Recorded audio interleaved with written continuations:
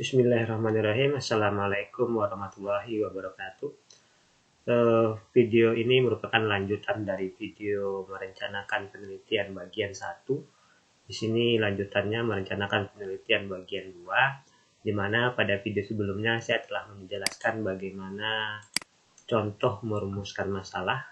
Jadi video sebelumnya sudah dijelaskan langkah awal penelitian sampai dengan contoh merumuskan masalah penelitian.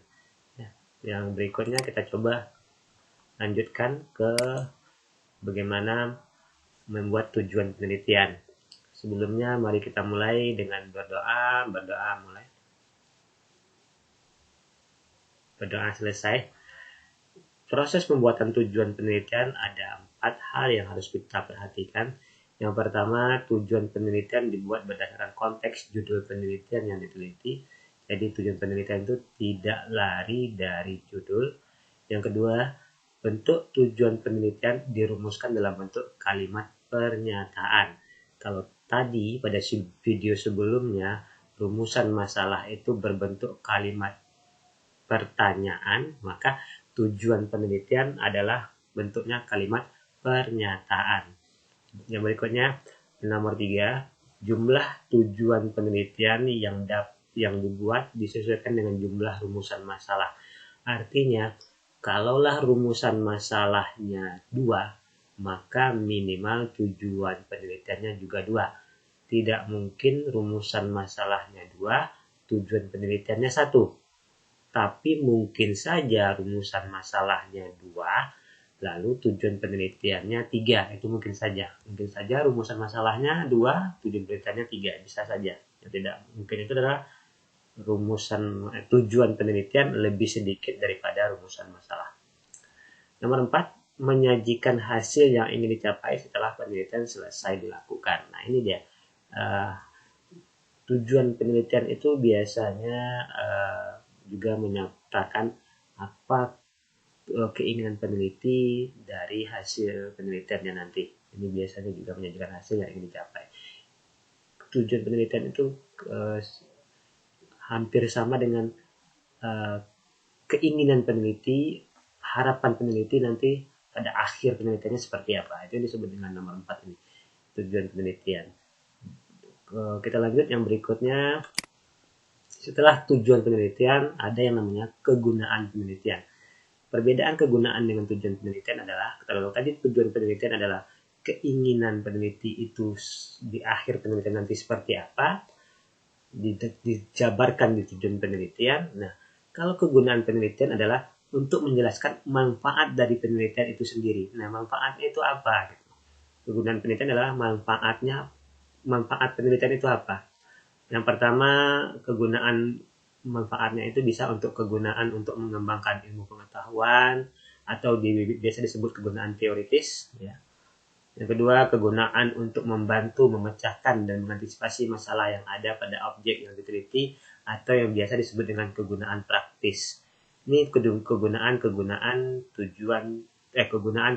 penelitian. Kita lihat perbedaan dari dua tadi. Tujuan itu keinginan peneliti, harapannya seperti apa, gambaran secara besar, garis besar seperti itu. Lalu kegunaan penelitian ini manfaat dari penelitian tersebut. Itu perbedaan tujuan dan kegunaan. Nah, berikutnya ada yang namanya variabel. Dari awal video sebelumnya sudah kita singgung tentang variabel. Nah, kita lihat apa itu variabel. Variabel adalah karakteristik yang dapat berbeda dari satu elemen ke elemen lainnya atau dapat berubah seiring waktu. Ini yang pertama, karakteristik yang dapat berbeda dari satu elemen ke elemen lainnya atau dapat berubah seiring waktu. Yang berikutnya, variabel adalah simbol atau lambang yang padanya kita letakkan bilangan atau nilai. Ya. Simbol atau lambang yang padanya kita letakkan bilangan atau nilai. Misalnya, X itu nilainya sama dengan 1, Y itu sama dengan 2. Ini contoh. Atau sangat setuju itu 1, setuju itu 2. Itu contoh misalnya. Variabel merujuk pada karakteristik atau atribut seorang individu atau suatu organisasi yang dapat diukur atau diobservasi. Nah, Biasanya variabel penelitian itu adalah ini, merujuk pada karakteristik atau atribut seorang individu atau suatu organisasi yang dapat diukur atau diobservasi. Ini biasanya variabel penelitian kita dimulai pada pengertian yang ketiga. Yang keempat, variabel pada hakikatnya adalah konsep yang memiliki variasi nilai. Yang kelima, variabel penelitian adalah suatu atribut atau sifat atau nilai dari orang, objek atau kegiatan yang mempunyai variasi tertentu yang ditetapkan oleh peneliti untuk dipelajari dengan mudah ditarik kesimpulan. Nah ini kalau saya sederhanakan bahasanya seperti ini. Variabel penelitian itu adalah atribut yang akan kita teliti yang memiliki nilai. Contohkan, kalau kita memiliki judul penelitian seperti ini, pengaruh pembelajaran online terhadap prestasi belajar siswa, maka ada dua variabel di situ.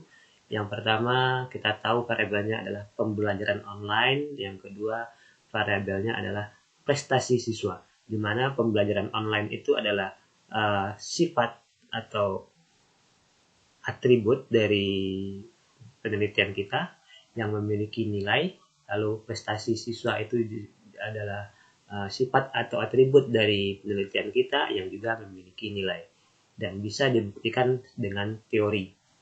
Ingat, setiap variabel harus memiliki teori. Teorinya adalah teori ilmiah. Nah, kita lihat di dalam sebuah penelitian ada beberapa jenis variabel yang telah kita bahas pada pertemuan statistik pendidikan atau pertemuan sebelumnya. Jika Bapak dan Ibu masih ingat, tapi jika tidak ingat saya ulang kembali, yaitu variabel bebas, independen variabel, variabel yang mungkin menyebabkan, mempengaruhi atau berefek pada outcome. Terus variabel terikat, dependent variabel, merupakan variabel yang tergantung pada variabel bebas, variabel intervening atau mediating berada di antara variabel bebas dan variabel terikat. Nah, kalau tadi pengaruh motivasi terhadap hasil belajar, contohnya, maka manakah variabel independen, manakah variabel dependen? Nah, itu kita bisa menentukan manakah dia yang mungkin menyebabkan. Coba kita ulangi kembali, pengaruh motivasi terhadap hasil belajar. Berarti yang mempengaruhi adalah motivasi, berarti motivasi variabel bebas. Hasil belajar disebut dengan variabel terikat yang tergantung terhadap motivasi. Artinya hasil belajar siswa akan dipengaruhi oleh motivasi siswa tersebut. Jadi motivasi kita sebut dengan independent variabel, lalu hasil belajar kita sebut dengan dependent variabel. Berikutnya variabel moderating, variabel control, variabel confounding. Apa itu variabel moderating? Variabel bebas yang mempengaruhi arah dan atau kekuatan hubungan antara variabel bebas dan variabel terikat. Variabel kontrol merupakan variabel bebas jenis khusus karena variabel ini secara potensial juga mempengaruhi variabel terikat. Lalu variabel confounding tidak diukur atau diobservasi dalam penelitian. Nah, variabel-variabel moderating, kontrol ini akan lebih jelas lagi kita bahas nanti di mata kuliah statistik pendidikan. Ya. Contoh variabel. Nah, ini contoh variabel. Tadi sudah saya sampaikan di penjelasan sebelumnya tentang variabel. Ini contohnya variabel motivasi belajar, maka prestasi belajar, metode belajar. Ini variasi nilainya. Motivasi belajar anak dapat dikategorikan tinggi, sedang, dan kurang.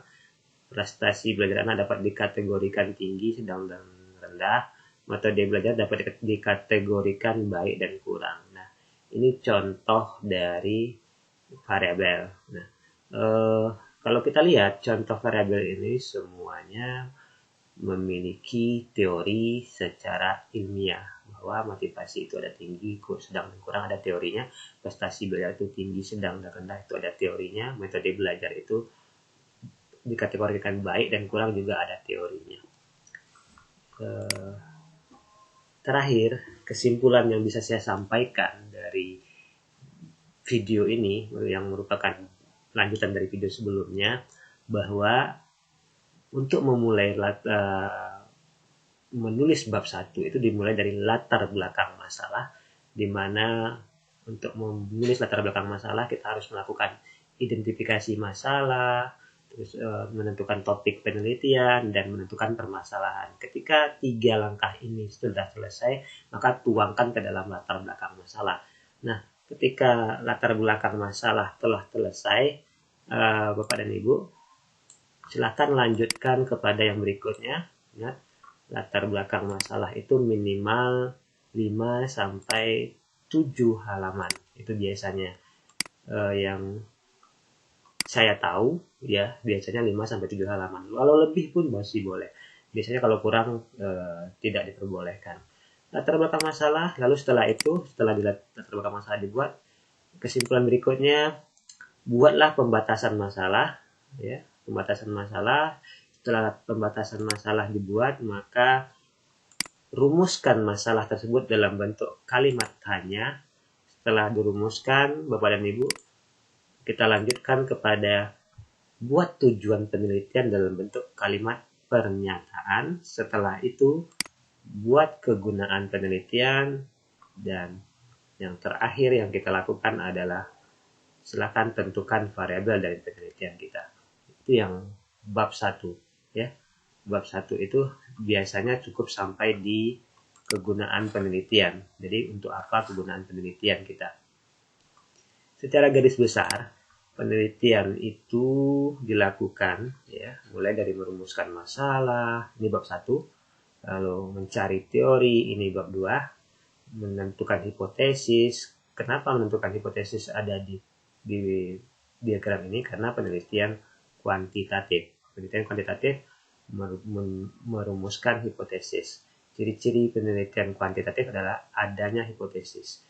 Bab 1, ini bab 2, landasan teori dan hipotesis. Bab 2, mengumpulkan data, ini adalah membuat instrumen, menguji instrumen, menentukan populasi dan sampel, ini bab 3, ya. Mengumpulkan data, mengembangkan instrumen, menguji instrumen, populasi dan sampel, ini bab 3, lalu menganalisis data, ini bab 4, lalu menarik kesimpulan, ini bab 5. Inilah langkah gambaran keseluruhan dari sebuah penelitian. Itu kesimpulan saya tadi. Mudah-mudahan kita bisa memahaminya. Saya ulangi kembali bahwa langkah awal yang dilakukan dalam sebuah penelitian adalah ada 3 hal: identifikasi masalah, tentukan topik penelitian, dan yang berikutnya tentukan permasalahan. Lalu apa saja yang bab 1 penelitian? Yaitu 1, mulai dari latar belakang masalah. Lalu setelah mulai dari latar belakang masalah, dibuat pembatasan masalah, ya, batasi masalahnya. Setelah dibatasi masalahnya, kita lanjut kepada rumuskan masalah. Setelah dirumuskan masalah, tentukan tujuan penelitian. Setelah tentukan tujuan penelitian, tentukan kegunaan penelitian. Dan setelah tentukan kegunaan penelitian, maka selesailah bab 1 untuk proposal kita. Tidak panjang dan tidak begitu sulit. Saya rasa kita semua bisa membuat bab 1 proposal penelitian kita dimulai dari sekarang, kalau seandainya kita telah menemukan permasalahan dalam dunia pendidikan yang akan kita teliti nanti di semester 7 atau di semester 8. Terima kasih Bapak dan Ibu. Demikian yang bisa saya jelaskan. Jika ada yang mau ditanyakan, boleh nanti dibicarakan atau ditanyakan melalui Google Classroom. Saya akhiri. Assalamualaikum warahmatullahi wabarakatuh.